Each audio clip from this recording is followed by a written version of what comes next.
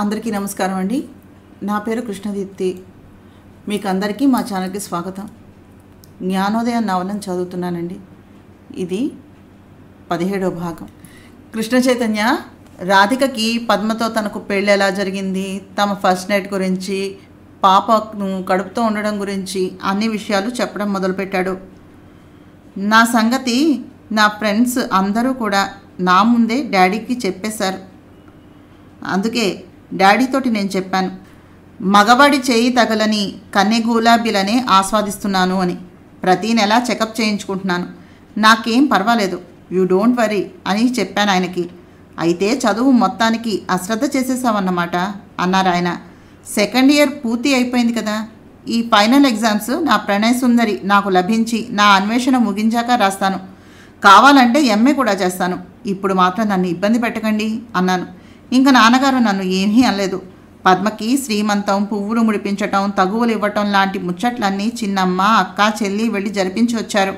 శ్రావణశుద్ధ దశమి వరలక్ష్మీ వ్రతం నాటి సాయంత్రం 5:30కు ఆడపిల్ల పుట్టిందని, అనురాధ నక్షత్రమని శుభపత్రిక వచ్చిందట. నాన్నగారు నన్ను పిలిచి, కూతురు పుట్టిందట, వెళ్ళి చూసి వస్తావా? డెలివరీ మామూలుగా జరగక కష్టమైందట. సిజేరియన్ ఆపరేట్ చేసి బిడ్డను తీశారట. అందంగా, ఆరోగ్యంగా, చాలా బాగుందట అన్నారు నన్ను మురిపిస్తున్నట్టుగా నవ్వి నాన్నగారు.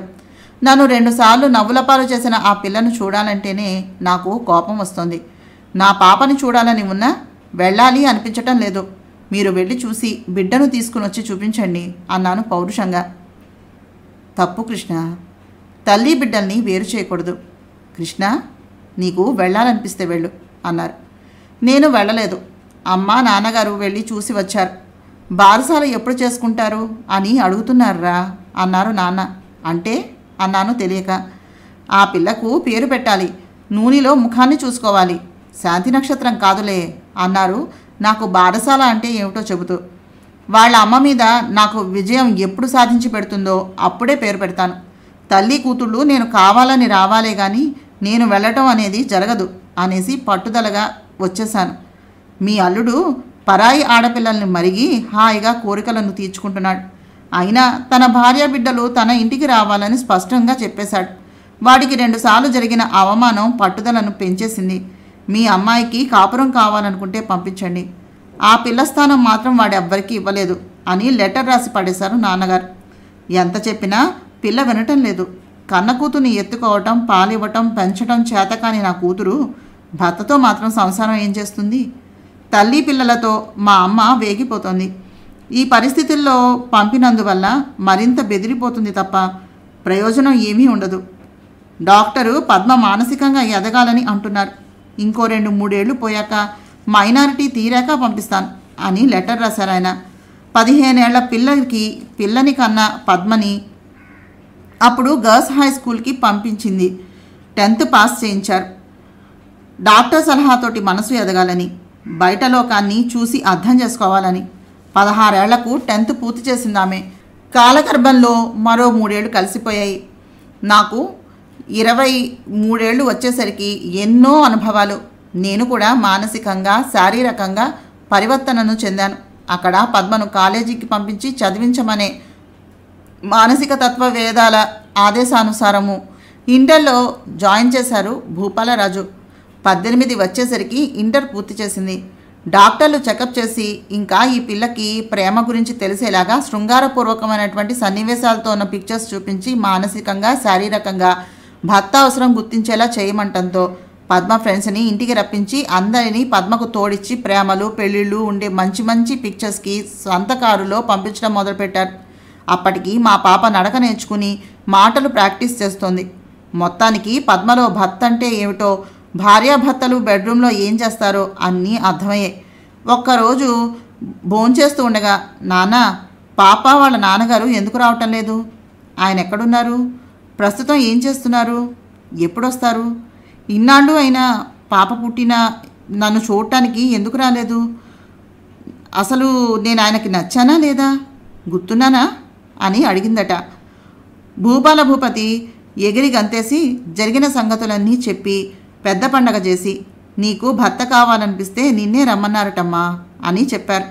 నేను వెళితే నాతో మాట్లాడతారో లేదో అందట. వెళ్ళకపోతే నీదే తప్పు, వెళ్ళాక ఏలుకోకపోతే అతనిది తప్పు అన్నారట. అయితే నేను అక్కడికి వెళ్ళిపోతాను, నన్ను తీసుకుని వెళ్ళండి అని చెప్పింది పద్మ. ఇంకేముంది, సకల లాంఛనాలతో తల్లి బిడ్డలను మా ఇంటికి పంపించేశారు. కోడలు వస్తున్న వార్త విని చిన్నమ్మ మేనా పంపించి కృష్ణాపురం అంతా ఊరేగించి తీసుకుని వచ్చింది. ఆవిడ వచ్చేసరికి నేను ఇంట్లో లేను. దిష్టి తీసి పద్మాంగిక కోసమని సపరేట్గా కట్టినటువంటి మందిరంలో నా భార్యగా ఆవిడను ప్రవేశపెట్టి మొత్తం దివాణం అంతా తిప్పి చూపించి అందరినీ పరిచయం చేసింది చిన్నమ్మ. సారె చీరలు అందరికీ పంచిపెట్టారు. నాన్నగారు నా కోసమని ఎన్ని చోట్లకో ఫోన్ చేశారు. నేను బాంబేలో కపిల్ దేవ్ తోటి జరిగేటటువంటి క్రికెట్ టెస్ట్ మ్యాచ్ చూడటానికి వెళ్ళి వారం తర్వాత ఓ సాయంత్రం ఇంటికి వచ్చాను. అన్నేసి రోజులు అమ్మా నాన్నగాళ్ళను చూడకుండా ఉండలేక రాగానే వెళ్ళి చూసేవాడిని. అమ్మని చూసి నాన్నగారిని చూడటానికి వెళుతూ ఉంటే నా వీపుకి ఓ బంతి వచ్చి తగిలింది. తల తిప్పి చూశాను. అక్కడ 3 ఏళ్ల పాప నిలబడి ఉంది. ముద్దుల మూట కట్టే ఆ రూపం చూడగానే ఏదో తెలియని ఆపేక్ష పొంగులా వచ్చేసింది. ఆ పిల్లను తాకాలని, ముద్దులాడాలని అనిపించి దగ్గరకు వెళ్ళాను. ఆ పిల్ల భయపడి పారిపోలేదు, నన్ను చూస్తూ నిలబడింది. బంతితో దగ్గరకు వెళ్ళి, ఇది నీదా అన్నాను బంతిని చూపిస్తూ. నాదే, నాకు ఇత్తాలా అంది చేతులు చాపి. ఇస్తాను, కానీ నువ్వు నాకు ముద్దివ్వాలి, ఇస్తావా అన్నాను దగ్గరకు వెళ్ళి. మీ లెవలు అంది పాప గడుసుగా. నా పేరు కృష్ణ చైతన్య అంటారు, మరి నీ పేరేమిటి అన్నాను. కితన చెత్తనా, అంతే మా డాడీనా అంది. నాకు ఆ మాటలకి పకాలన నవ్వొచ్చేసింది. పాపకి అన్నం తినిపించడానికి వచ్చిన ఆయా నవ్వుతూ చూస్తోంది. ఈ పాప ఎవరు, ఇక్కడికి ఎలా వచ్చింది అని అడిగాను. ఎవరేమిటి బాబు, మీ అమ్మాయి గారే, పద్మాంబికాదేవి వచ్చి 4 రోజులైంది అంది ఆయా చిరునవ్వుతో. ఈ పాప నా కూతురా, మై స్వీట్నెస్ అంటూ గబాలను ఎత్తుకుని గాఢంగా కౌగిలించుకుని బుగ్గలను ముద్దు పెట్టుకున్నాను. అబ్బా ఏంటి బాబు నలిపెత్తాలు, మీసాలు గుచ్చుతుందే అంది పాప. సారీ బేబీ, నిన్ను చూసిన ఆనందంలో మొరటుగా ప్రవర్తించాను. పుట్టిన ఇంతకాలానికి నిన్ను చూశాను. మీ అమ్మకి భర్త అవసరం లేకపోయినా నీకైనా తండ్రి కావాల్సి వచ్చాడు. నేను మీ డాడీని, ఏది నన్ను నాన్న అని పిలమ్మా అన్నాను పాపని పట్టి పట్టి చూసుకుంటూ. పెళ్ళికి పద్మ పీలగా ఉండేది, నా కళ్ళకు నల్లగానే కనిపించింది. మరి మా పాప అంత ఎర్రగా ముద్దుగా రబ్బరు బొమ్మల నల్లని గుండ్రని చక్రాల్లాంటి కాంతివంతమైన కనులతో, అందమైన కనుముక్కు తీరుతోటి, అల్లరి చిన్నునవ్వుతోటి ఎంతసేపు చూసినా తనివి తీరలేదు. గాఢంగా హత్తుకుని కొరుక్కు తినేయాలన్నంత ఆపేక్ష జనించింది నాకు. ఇది నా బిడ్డ, నా రక్తం, నా వీర్యఫలం ఈ రూపాన్ని ధరించి ఈ లోకంలో అడుగుపెట్టిందా? నేను మగవాణ్ణి అని నిరూపించింది పిల్ల. నేను వాళ్ళ అమ్మ మీద జరిపినటువంటి అత్యాచారానికి ఈ పసిపిల్ల నిదర్శనం. నా దుందుడుకుతనంతో కలిసినటువంటి తొందరపాటు చర్య ఈ అందాల పాపగా ఇన్నాళ్లకు నా హక్కున చేరిందా? నాకెంతో సంభ్రమాశ్చర్యాలు కలిగాయి దాన్ని చూస్తూ ఉంటే. దాన్ని అలాగే ఎత్తుకుని నాన్నగారి మందిరానికి వెళ్ళాను. కూతురు వచ్చిన 4 రోజులకు కానీ తండ్రికి ఎత్తుకునేందుకు తీరిక దొరకలేదన్నమాట యువరాజా వారికి అన్నారు నాన్నగారు నవ్వేస్తూ. ఇది వస్తుందని నేనేమీ కలగనలేదు కదా నాన్న, ముందుగా తెలిస్తే హారతి పట్టి అక్కున చేర్చుకునేవాడినే అన్నాను నవ్వుతూ. ఆ పని మేం చేశాం కానీ ఎలా ఉంది కూతురు అన్నారు కనులు ఎగరేస్తూ. అబ్బా, ఇది నాకు పుట్టింది అనిపిస్తే ప్రపంచాన్ని జయించినంత ఆనందంగా ఉంది డాడీ. నేను పుట్టి నా వల్ల ఒక పాపకు జన్మనిచ్చాను. ఇది భాషకందనటువంటి అద్భుతమైన భావానుభూతి కదూ అన్నాను. పిచ్చివాడా, నువ్వు పుట్టినప్పుడు నేను ఇలాగే ఫీల్ అయ్యాను. నేను పుట్టినప్పుడు మా నాన్నగారు కూడా ఇలాగే అనుకుని ఉండుంటారు. ఇదే సృష్టి విచిత్రం. ఈ చరాచర సృష్టి యావత్తు ఈ విధంగానే ప్రభవించింది. రా ఇలా వచ్చి కూర్చో. ఇంతకీ మీ ఆవిడ్ని పలకరించి వచ్చావా అన్నారు కుతూహలంగా చూస్తూ. లేదు, అసలు ఆవిడ వచ్చినట్టే దీన్ని చూసే వరకు నాకు తెలియదు కదా. తన ఇంటికి తను వస్తే నేను పలకరించడం దేనికి? ఇది మీ రాజమహల్, మీ కోడలు మీ ఇంటికి వచ్చింది, మీరు ఆహ్వానించారు, చాలుగా. అయినా ఆవిడ ఎందుకోసం వచ్చిందో నాకెలా తెలుస్తుంది? నేను రమ్మన్నప్పుడు వచ్చినా, నాకు కావలసిన సమయంలో నన్ను కావాలనుకున్నా నాకు కూడా చాలా ఆనందంగా ఉండేదేమో. ఇప్పుడు నాకు ఇంకా ఆవిడతో పని ఉంది చెప్పండి. ఆ సుఖాన్ని ఇవ్వడానికి బయట ఆడపిల్లలు క్యూలో నిలబడి ఉంటున్నారు. చిన్నతనంలో తెలిసి తెలియని వయసులో నేను చేసిన తప్పుకి మనస్ఫూర్తిగా నన్ను క్షమించమని చెప్పండి. నన్ను ఆవిడ అప్పుడు ఇష్టపడలేదు. ఇప్పుడు లోకం కోసం వచ్చిందో ఐశ్వర్యం కోసం వచ్చిందో నేను నచ్చని మనిషికి నేనెందుకు చెప్పండి? డైవర్స్ ఇచ్చేస్తాను. హాయిగా మళ్ళీ పెళ్ళిని చేసుకోమనండి. తనకు నచ్చిన మనిషిని చూసుకుని హాయిగా ఉండమనండి. ఈ పసిపిల్ల నా వల్ల పుట్టింది కనుక నాకే చెందుతుంది. పెళ్ళైన 9 ఏళ్లకి చాలా తొందరగా వచ్చింది పాపం అన్నాను కోపంగా. నన్ను పద్మ చీత్కరించింది అనే ఉక్రోషంతో. చాలా తప్పు కృష్ణ. కావాలని వచ్చిన భార్యను నిరాదరించటం ధర్మం కాదు. తెలిసి తెలియని సమయంలో నువ్వు ఆవిడ పట్ల అత్యాచారం అనే తప్పు చేస్తే తను చిన్నతనం వల్ల నిన్ను అవసరం లేదు అనుకుంది. ఇప్పుడు తన తప్పును తాను తెలుసుకుని వచ్చింది కనుక స్వీకరించటం తాళికట్టిన భర్తగా నీ ధర్మం. అదీ కాక భార్య తప్పు చేస్తే భర్త క్షమించకపోతే ఇంకెవరు క్షమిస్తారు? ఆ పిల్లని నువ్వేమీ అనకూడదు అన్నారు నాన్న. కోడలుగా మీరు స్వీకరించి మీ ఇంట్లోకి ఆహ్వానించాక ఇక నా అవసరం ఆవిడకేముంటుందిలేండి. ఇక్కడ ఈ దివాణంలో ఎందరో బతుకుతున్నారు. అందులో తను కూడా ఒకత్తి. ఉండాలనిపిస్తే ఉంటుంది, వెళ్ళాలనిపిస్తే వెళుతుంది. మధ్య నా ప్రమేయం ఏముంది? నేను వస్తాను అనేసి పాపతో వచ్చేసాను. కొత్తలేని కారణంగా నాతోటికి బోలెడు కబుర్లు చెప్పింది పాప. నేను ఆ రోజు పాపతోనే భోజనం చేశాను. నేను తింటూ తినిపించాను. ఆ కారానికి నోరు మండి ఏడిస్తే కానీ ఆ కారం తను తినలేదని నాకు అర్థం కాలేదు. స్వీటు తినిపించి అనునయించి నా మంచం మీద నిద్రపుచ్చాను. ఆయా వచ్చి పద్మమ్మ గారు తీసుకుని రమ్మన్నారని తీసుకుని వెళ్ళింది. నేను నవల చదువుతూ పడుకున్నాను. ఎందుకో ఒక్కసారి పద్మను చూడాలి అనిపించింది. అయినా బింకంగా ఉండిపోయాను. ఏ రాత్రి ఆడగాలికి దూరమై ఉండలేను నేను. ఆ రాత్రి నాకు తెలియకుండానే ఆవిడ కోసం అని ఎదురు చూస్తూ ఉండిపోయాను. 10 అయినా ఆమె రాలేదు. ఇంతలో ఓ పరిచారిక వచ్చి పద్మాంబికా దేవేరి తమ కోసమని నిరీక్షిస్తూ ఉన్నారట యువరాజా వారు, పెద్దరాణి వారు చెప్పమని చెప్పారు మీకు అంది. నా కోసం నిరీక్షించమని ఎవరన్నారు? ఆవిడ ఇక్కడికి ఎందుకోసం వచ్చిందో ఆ పని చూసుకోమను అనేసి ముసుగు పెట్టేశాను. చిన్నమ్మ పద్మను వెంట పెట్టుకుని వచ్చింది. కృష్ణ, ఆ పిల్ల వచ్చిన దగ్గర నుంచి ఇన్నాళ్ళకి కూడా ముఖం చూపించకపోతే ఎలాగరా? నువ్వు వచ్చి పలకరించటం పోయి తనొస్తే కూడా ఈ బెట్టు ఏమిటి అంది. నన్నేం చేయమంటావు అన్నాను నవ్వుతూ. లోపలికి రమ్మని పిలవవా అంది. గుమ్మం దాకా వచ్చిన మనిషికి నా ఆహ్వానం దేనికట అన్నాను కొంటెగా. చిన్నమ్మ నా నెత్తి మీద మొట్టికాయ వేసి వెళ్ళి పద్మను లోపలికి తీసుకుని వచ్చి నేను వెళ్తున్నాను, లేచి వచ్చి తలుపును వేసుకో అంది. నేను మాట్లాడలేదు. నా మనసు పద్మ తనంతర తానుగా నన్ను కోరి సరసకు చేరాలని కోరుకుంటూ ఉంది. వేళ్ల మధ్య నీరులా సమయం గడిచిపోతుంది. అరగంట గడిచాక ఇటు వత్తిగిల్లినట్టుగా నటిస్తూ చూశాను. గుమ్మానికి తలను అక్కడే ఆనించి కూర్చుని ఉంది. బెడ్లైట్ వెలుగులో తెల్లని బట్టలు స్పష్టంగా కనిపించాయి, కానీ మనిషి సరిగ్గా ఆనలేదు. మంచం దగ్గరకు రాకుండా మాట్లాడకుండా గుమ్మం దగ్గర ఉండిపోవటంతో నాకు పంతం హెచ్చి గట్టిగా కళ్ళు మూసుకున్నాను. మళ్ళీ మధ్యరాత్రి 1 గంట దాటాక మెలకువ వచ్చింది. తీరా చూస్తే గుమ్మం దగ్గరే నేల మీద పడి నిద్రపోతోంది పద్మ. చలికి ముడుచుకుపోతోంది. జాలి వేసి దగ్గరకు వెళ్ళి లేవదీసి తీసుకుని వచ్చి సోఫాలో పడుకోబెట్టి తల కింద దిండును పెట్టి దుప్పటిని కప్పి బాత్రూంకి వెళ్ళి వచ్చి పడుకున్నాను. 6ంటికి కళ్ళు తెరిచేసరికి సోఫాలో దిండు దుప్పటి ఉన్నాయి. తను లేదు. భుజాలు ఎగరేసుకుని దైనందిన జీవితంలోకి పడిపోయాను. మళ్ళీ రాత్రైంది. చిన్నమ్మ పద్మను దిగపెట్టి వెళ్ళిపోయింది. పద్మ గది తలుపు చేరవేసి వచ్చి సోఫాలో కూర్చుని పడుకుండిపోయింది. ఆ దిండు తల కింద పెట్టుకుని దుప్పటి కప్పుకుని తెల్లవారిపోయింది. ఏమిటి నువ్వు? మీ ఆవిడతోటి ఏమీ మాట్లాడటం లేదట అన్నారు నాన్నగారు. మీకెవరు చెప్పారు అన్నాను. మా ఆవిడతో మీ ఆవిడ చెప్పగా తెలిసింది. తను నా గదిలో నిద్రపోవటానికి వస్తే నేనేం మాట్లాడాలి? నన్ను కాదనుకున్న మనిషికి నా పలకరింపులెందుకు? నేను మాట్లాడకపోతే తను మాట్లాడవచ్చు కదా.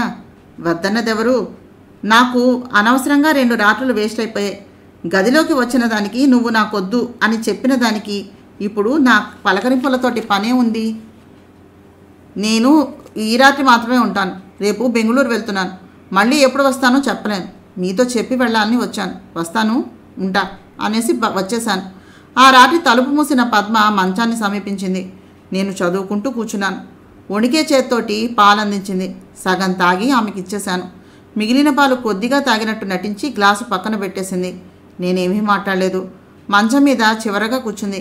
నేను జరిగి చోటిచ్చాను. పుస్తకం మూసి లైట్ ఆర్పి పడుకుంటూ 10 నిమిషాలకు తను నా పక్కన మేనువాల్చింది. ఏదైనా మాట్లాడుతుందేమోనని చూశాను. ఏమీ లేదు, కానీ వెక్కుళ్ళు వినిపించాయి. ఏ పద్మ, ఎందుకు ఏడుస్తావు? నీకు ఇష్టం లేకపోతే వెళ్ళిపో. అసలు నేను ఇక్కడికి రమ్మన్నదెవరు అన్నాను నేనే ముందుగా మాట్లాడుతూ. నేను నేను అంటూ మరింత ఏడ్చేసింది. చెప్పు. నేను ఏమిటి అన్నాను. మీ మీ అబ్బబ్బబ్బా, ఏమిటా మీ అన్నాను. మీకోసమనే వచ్చాను అంది వెక్కుతూ. ఎందుకో అన్నాను నవ్వుతూ జరిగి బుగ్గను గిలుతూ. అంతే. నా మెడ చుట్టూ చేతులు వేసి గుండెల్లో ముఖాన్ని దాచుకుంది. ఆ స్పర్శ, ఆ శరీరం వెచ్చగా తగులుతూ ఉంటే గుండెలకు వాటంగా హత్తుకుంది. 2 రాత్రులుగా దూరమైన స్త్రీ స్పర్శ తగలగానే నాలో ఆవురావురమంటూ నిద్రలేచింది కోరిక. ఆమెను బిగియారా కౌగిలించుకుని ముఖమంతా ముద్దుల వర్షాన్ని కురిపించి బ్లౌజును తడిమి పైట పిన్నుని వెతుకుతూ, నా దగ్గరకు వచ్చేటప్పుడు ఈ పిన్నులవి ఎందుకు చెప్పు, కొంచెం తీయి అన్నాను బ్లౌజ్ హుక్స్ని తడువుతూ. ఈ విషయాలు మీకు అలవాటైనట్టు కదా అంది పిన్ తీసేస్తూ. కాదనటం లేదు, చీరల్లోని చిన్నారుల కంటే డ్రెస్సుల్లోని ముద్దుగుమ్మలే ఎక్కువ. జిప్పులు తీయటమే అలవాటైంది. ఈ హుక్స్ తీయటం ఇక మీట నేర్చుకోవాలేమో అన్నాను నవ్వుతూ బుగ్గను కొరికి. ఇంతకీ దొరగారికి నేను ఎన్నోదాను అంది వెటకారంగా. నీతోనే ప్రారంభం కనుక మొదటి దానివి. ఈ కృష్ణుణ్ణి కోరి వచ్చిన రుక్మిణిగా నేను భావిస్తున్నానే అన్నాను చీరకుచ్చిళ్ళు లాగబోతూ. నాకు సిగ్గేస్తోంది. వద్దండి అంది ముడుచుకుపోతూ. అదే నాకు మండుతుంది. ఇంత క్రితమేగా నా కోసం వచ్చానో, ఇప్పుడు మళ్ళీ వద్దంటావెందుకు అన్నాను విసుగ్గా. నేను వద్దన్నది చీర విప్పద్దని. చీటికి మాటికి కోపం బాగానే భోజనం చేస్తున్నారే అంది నా బుగ్గను కొరుకుతూ. సిగ్గుతో కూడిన ఇష్టం, భయంతో కూడిన చొరవ, ఉత్సాహంతో కూడినటువంటి తొందర కనిపించాయి ఆమెలో నాకు. చేతుల నుండా దొరికేటటువంటి ఆమె ఆడతనం.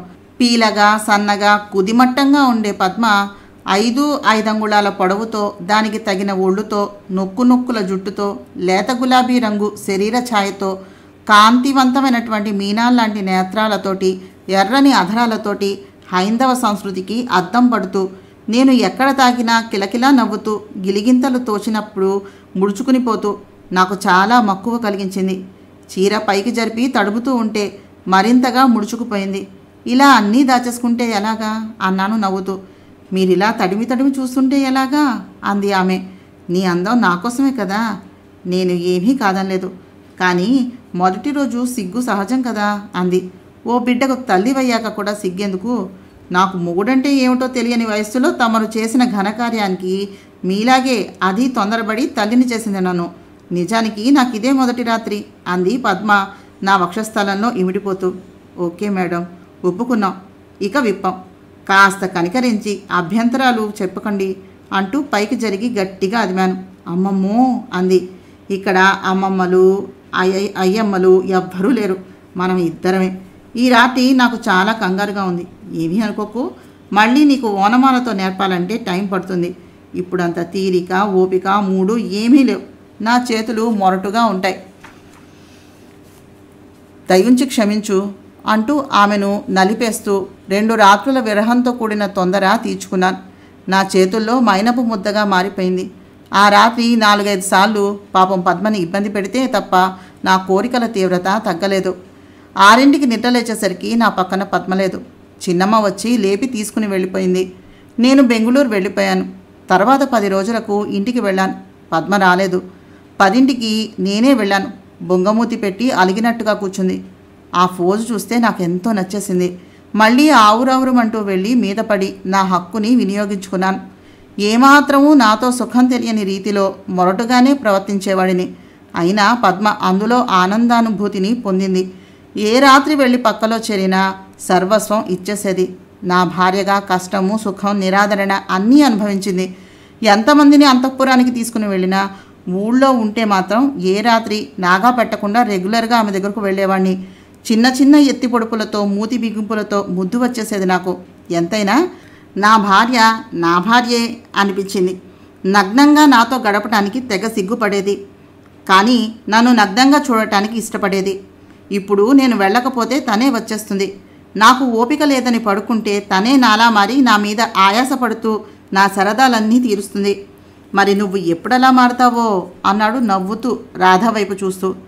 ఆ రకమైన సరదాలు, కోరికలు, మక్కువలు తీర్చే మీ జీవిత భాగస్వామిని ఇంకా అక్కయ్యను ఉండిపోనివ్వండి. కనీసం ఆ సరదాల కోసమైనా అక్కయ్యను మక్కువ గల భార్యగా పూజిస్తారు. నాకు ఈ స్థానం చాలు. ఈ రాధిక ఎప్పుడూ మీ ప్రేయసిగానే మిగిలిపోతుంది. మీ జీవితం అక్కయ్యది, మీ హృదయం మాత్రం నా సొంతమే అంది నవ్వుతూ రాధిక. ఇన్నాళ్ళు నేను దగ్గరికెడితేనే చాలనుకునే మీ అక్కయ్య ఎంతమంది అమ్మాయిల్ని తీసుకొచ్చినా, కులికినా, సరదాలు తీర్చుకున్నా చూసి చూడనట్టుగా ఉండిపోయే మనిషి ఇప్పుడు నేను మారి ఆ జీవితానికి స్వస్తి చెప్పి నీతోటి తృప్తిపడి బతుకుతూ ఉంటే ఇప్పుడెందుకు సహకరించలేకపోతోంది అన్నాడు బాధగా కృష్ణ చైతన్య నిద్రాదేవి శరణు కోడుతూ. కార్తీక మాసంతో పాటుగా శీతలం కూడా ప్రవేశించి ప్రకృతిని వాటేసుకుంది. శీతాకాలం ఉదయం సంధ్యల్లోని ఆహ్లాదాన్ని అనుభవిస్తూ తెల్లవారుజామున నిద్రలేచి మూసీ నదిలో స్నానం చేసి వచ్చి ఆవునేతి దీపాలు వెలిగించుకుని కార్తీక దామోదరుణ్ణి పూజిస్తోంది రాధిక. ఆ సంగతి కృష్ణ చైతన్యకు వారం రోజులకు కానీ తెలియలేదు. ఇప్పుడు పూర్తిగా తన మందిరానికి వెళ్ళటం మర్చిపోయినట్టుగా రాధిక మందిరంలోనే నిద్రిస్తున్నా అతనికి తెలియటం లేదు. కారణం మధ్యరాత్రి 2-3 మధ్యలో అతనికి ప్రతి రాత్రి మెలకువ వస్తుంది. బాత్రూంకి వెళ్ళి వచ్చి నిద్రలోని రాధిక సౌందర్యాన్ని ఆత్రంగా జురుకోవటం అతనికి అలవాటు. రోజు ఉదయము రాత్రి పద్మాంబిక సరదాలన్నీ తీర్చి వచ్చే అతనికి అలసిపోయి నిద్ర వచ్చేస్తుంది. మధ్యరాత్రి చలికి ముడుచుకుపోయి తన వక్షస్థలంలో దూరి నిద్రించే జగదేక సౌందర్యాన్ని చూశాక తన తప్పు తెలుసుకుని రాధికతో క్రీడించి హాయిగా నిద్రపోయేవాడు. ఆ తరువాత నిద్రపట్టని రాధిక కార్తీక మాసం ప్రవేశిస్తోందని సద్బ్రాహ్మణుల మంత్రాల వల్ల తెలుసుకుంది. ఆలయాల్లో పూజలు జరిపించి ప్రసాదం తెచ్చి కనకాంబికకు ఇచ్చేవారు అర్చకులు. ఆ ప్రసాదం ఆనందభూపతికి కొంచెం తీసి మిగిలింది కృష్ణ చైతన్య మందిరానికి పంపించేది ఆవిడ. అతను ఇప్పుడు రాధిక మందిరంలో ఉండటం వల్ల అక్కడి పరివారం అర్చకులను మొదటిసారిగా రాధిక మందిరానికి పంపించారు. నరసమ్మ పైకి వెళ్ళి తలుపు మెల్లగా తట్టింది. మొదటి రోజు కృష్ణ చైతన్య లోపల ఉన్నాడు. బెల్లు నొక్కితే నిద్రాభంగం అవుతుంది. అందుకే రాధికను లేపటానికి అంతకంటే మార్గం లేదు. పద్మాంబికకు ఈ ప్రసాదాలు, పూజలు మూఢనమ్మకాల వల్లే కనిపిస్తాయి. హర్షించకపోగా అసహ్యించుకుంటుంది. ఆ సంగతి నరసమ్మకు కూడా తెలుసు అనుభవపూర్వకంగా. అందుకని రాధికకు ఆ ప్రసాదం అందించాలని వచ్చింది. ఏ ప్రసాదమైనా కళ్ళకద్దుకుని శ్రద్ధాభక్తులతో తీసుకోవటం కృష్ణ చైతన్యకు అలవాటు. కృష్ణ చైతన్య కౌగిలిలో నలిగాక ఇక రాత్రి నిద్రపట్టక దొల్లే రాధిక ఆ శబ్దానికి గబగబా నిద్రలేచి తన చుట్టూ ఉన్నటువంటి కృష్ణ చైతన్య చేతిని తన తొడల మీద పడి ఉన్న అతని కాలిని మెల్లగా తీసి నిద్రాభంగం కాకుండా లేచి బట్టలు సర్దుకుని వచ్చి తలుపు తీసింది మొదటిసారి. అమ్మా, అర్చకస్వామి దైవప్రసాదం తీసుకుని వచ్చారు యువరాజా వారికి. మీరు తీసుకుంటారా, నన్ను తీసుకోమన్నారా అని అడిగింది పరిశీలనగా చూస్తూ. ఒక్క క్షణం వాళ్ళను కూర్చోపెట్టి కాఫీ ఇవ్వు, నేను వస్తున్నాను అని బాత్రూంలోకి పరిగెత్తి 10 నిమిషాల్లో స్నానం చేసి బట్టలు మార్చుకుని కిందకు వెళ్ళింది. అప్పటికి కాఫీ తాగడం పూర్తి చేసిన అర్చకుడు మేడ మెట్లు దిగి వచ్చేటటువంటి భువనైక మోహినిని చూసి సంభ్రమాశ్చర్యాలతోటి నోరుని వెళ్ళబెట్టాడు. దివాణంలోని అర్చకులందరికీ కృష్ణ చైతన్య భార్యగా పద్మాంబిక తెలుసు. రాధిక ఎవ్వరికీ తెలియదు. ఆయన 5ంటికి వస్తే కనకాంబిక దర్శనం దొరకటానికే అరగంట పట్టేది. రాధిక వస్తూనే వంగి ఆయన పాదాలు తాకి నమస్కరించింది. సౌభాగ్యవతి భవ అని ఆశీర్వదించి, ఈవిడ ఎవరు అని అడిగారు నరసమ్మను. మొదట ఏ దేవత దీవి నుంచి దిగి వస్తుందో అనుకున్న ఆ తరువాత ముఖాన పసుపు, కనుబొమ్మలలో కుంకుమ చూసి ఆమె మానవకాంతే అయి ఉంటుందని అభిప్రాయపడ్డాడు. యువరాజా వారు కొత్తగా తీసుకుని వచ్చారు. పేరు రాధిక. వచ్చి 2 నెలలు పైనే అయ్యింది అని సమాధానం చెప్పింది ఇబ్బందిగా. భార్య అంటే పద్మాంబికతో చివాట్లు, ప్రియురాలు అంటే కృష్ణ ఏమంటాడో ఏం చెప్పకపోతే అర్చకస్వామికి అర్థం కాదు. కనుక యువరాజా వారు తీసుకొచ్చిన అనేక మందిలో ఆవిడ కూడా ఒకతే అనే చులకన రాధిక పట్ల చూపింది. యువరాజా వారికి చాలామంది ప్రేయసులు ఉన్నా వాళ్ళెవ్వరూ ఆయనకు తెలియదు. యువరాజా వారిని తన మందిరానికి రప్పించుకున్న ఈ జగన్మోహిని సామాన్యురాలు కాదని మొదటే గ్రహించిన ఆయన ప్రసాదం రాధికకు ఇచ్చాడు. స్వామి, ఈవేళ తిథేమిటి? ప్రసాదం ఏ దేవానికి చెందినటువంటిది అంది కళ్ళకద్దుకుని తీసుకుంటూ రాధిక ఆరాగా. అమ్మా, ఈవేళ మాస శివరాత్రి, మహాపర్వదినం. ఇది శివప్రసాదం. ఈవేళ త్రయోదశి వెళ్ళి చతుర్దశి వస్తోంది. రేపు అమావాస్య అన్నాడు వినయంగా. అలాగా అయితే ఎల్లుండ నుంచి కార్తీక మాసమా అంది రాధిక. అవును తల్లి, కార్తీక మాస ప్రారంభం ఎల్లుండే అన్నాడు. స్వామి, తెల్లవారుజామున లేచి స్నానం చేసి ఆవునేతి దీపాలు వెలిగించేది ఈ మాసమే కదూ అంది రాధిక. చిన్నతనంలో అనాథ శరణాలయంలోనూ మేనేజర్ గంగాధరం గారు దీపారాధన చేయడం చూసిందామే. అలాగే సుచిత్రాదేవి తీసుకుని వెళ్ళిన తర్వాత వంట మనిషి తాయారమ్మ చేయటం చూసి తను సరదాగా చేస్తే సుచిత్రాదేవి నవ్వి, పెళ్ళయ్యాక చేసే పూజలు వ్రతాలు నీకు ఇప్పటి నుంచి ఎందుకే అని అంటూ ఉండేది. ఆ సంగతి ఇప్పుడు జప్తికి వచ్చింది ఆమెకు. అవునమ్మా, కార్తీక దీపారాధన చాలా మంచి విశేషం అన్నాడు ఆయన. స్వామి, నాకు కాస్త ఆవు నెయ్యి తెచ్చిపెడతారా? అలాగే సీతారాముల విగ్రహం కూడా తెచ్చిపెట్టండి అంది రాధిక. అలాగేనమ్మా, వెళ్ళొస్తాను అన్నారాయన. ఒక్క క్షణం ఉండండి, ఇలా కూర్చోండి, ఇప్పుడే వస్తాను అని పైకి పరిగెత్తిన రాధిక కృష్ణ చైతన్యను లేపుతూ, కృష్ణ, అర్చక స్వామి ప్రసాదం తెచ్చారు, ఒకసారి లేస్తారా? ఆయన్ని వట్టి చేతులతో పంపిస్తే బాగుంటుందా అంది. నీకు తోచినదేదో ఇచ్చి పంపించు, ఆ బీరువాలో కావాల్సినంత డబ్బుంది అన్నాడు. గాటేజీ బీరువా తెరిచి డబ్బు తీసుకుని వస్తూ తమలపాకుల్లో వక్కపొడి, 2 అమృతపాణి అరటిపళ్ళు, 100 కాగితంతో దక్షిణ తాంబూలం ఇచ్చి ఓ 1000 రూపాయలు ఆవు నెయ్యికి విగ్రహాలకు ఇచ్చింది. రాధికను ఆశీర్వదించి ఆయన వెళ్ళిపోయాడు.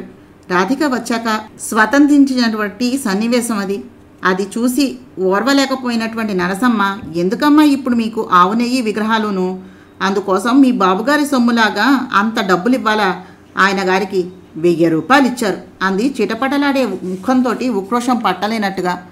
వెంటనే నరసమ్మ చెంప చెల్లుమనింది. కెవ్వుమంటూ వెళ్ళి సోఫా మీద పడుతూ కంగారుగా చూసింది నరసమ్మ. అక్కడ కళ్ళ వెంట చంద్రనిప్పుల వర్షాన్ని కురిపిస్తూ నిలబడిన కృష్ణ చైతన్యను చూడగానే నరసమ్మకు నవనాళ్ళు కుంగిపోయాయి. ఆ శబ్దానికి ద్వారం దాకా వెళ్ళిపోయినటువంటి అర్చకుడు వెనుదిరిగి చూస్తూనే భయంతో బిగుసుకుపోయాడు. మరి నీ బాబుగారి సొమ్ము అనుకున్నావా? అసలు రాధికని ఏమనుకున్నావే నువ్వు? నా సమస్తమైనటువంటి వైభవాన్ని ఆవిడకు నేను సమర్పిస్తే అందులో తను ఆఫ్టర్ ఆల్ 1100 తీసుకుని ఖర్చు పెట్టుకునే అధికారం కూడా లేనటువంటి అయోగ్యురాలి వలె కనబడిందా నీకు?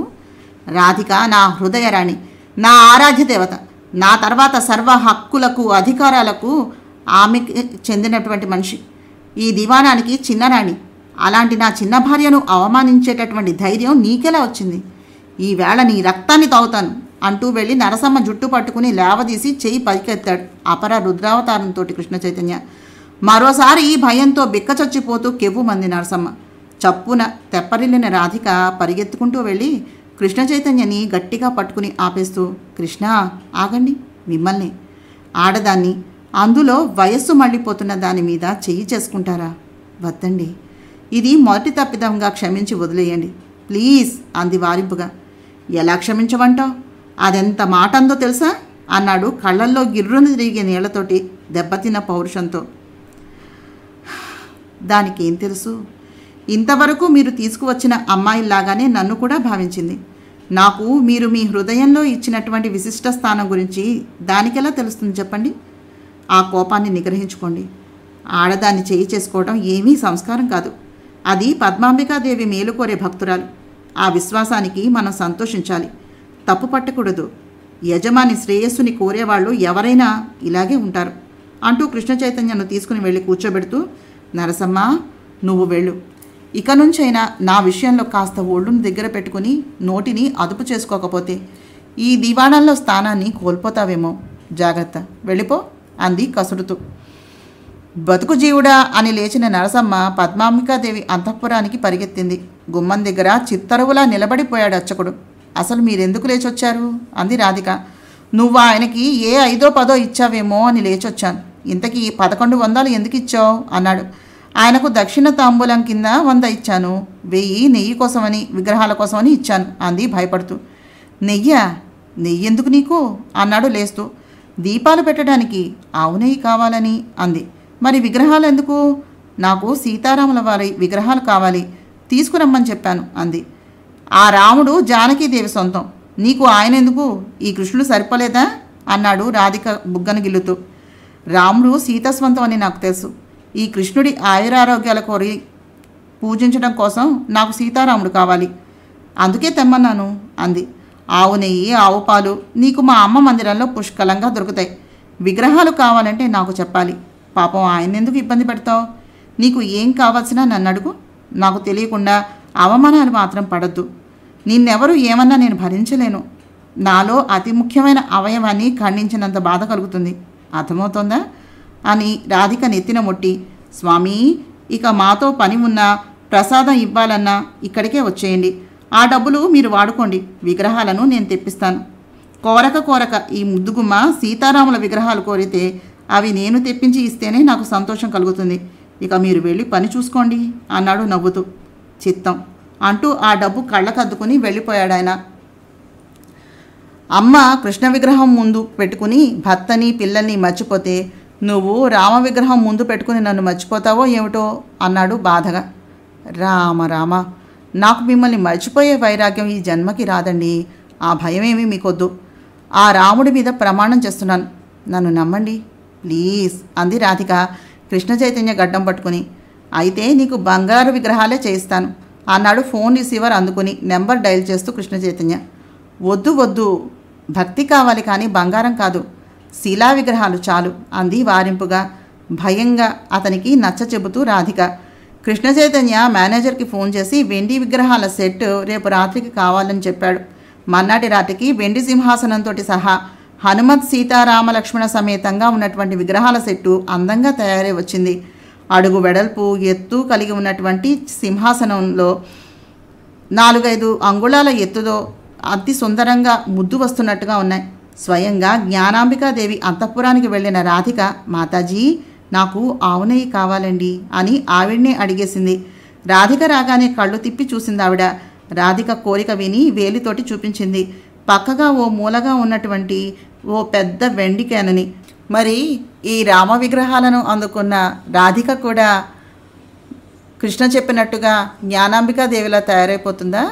తర్వాత ఎపిసోడ్లో విందాం. నమస్తే.